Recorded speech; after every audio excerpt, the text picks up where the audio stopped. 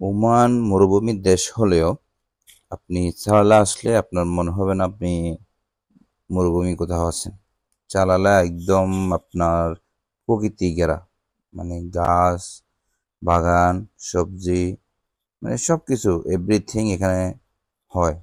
মানুষ চাষাবাস করে, মাজরা করে, আপনার সব ধরনের ফ্রেশ এখানে পাওয়া যায়। ফল বলেন, খাবার বলেন, সবজি বলেন, সব ধরনের সব কিছু এখানে আপনি পাবেন।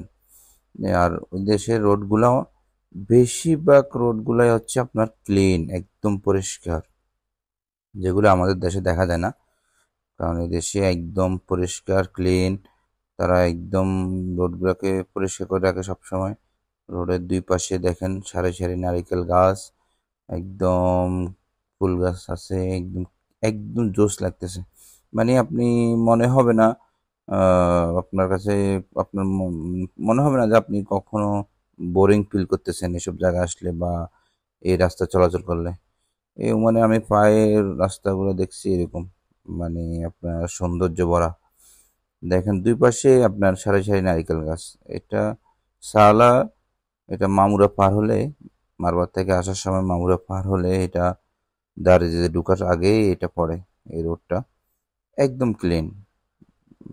এটা এই রোডের পাশে জেলখানা আছে একটা, আর সাথে বড় বড় বিশাল মাজরা আছে দুইটা। মানে মানে পরিপাটি একদম। আপনি কি বলবেন, দেখেন একদম পরিপাটি, সৌন্দর্যে ঘেরা। এখানে আপনার যে একটা কাগজ, একটা পেপসির ডাব্বা বা একটা কিছু পড়ে আছে এরকম না। আপনি পুরো রোডে একটা জিনিস আপনি খুঁজে পাবেন না। এত ক্লিন, এত পরিষ্কার। এটা সবসময় পরিষ্কার পরিচ্ছন্ন থাকতে পছন্দ করে। তাই ওমানে সব দিক থেকে পরিষ্কার এগিয়ে, ক্লিন একদম।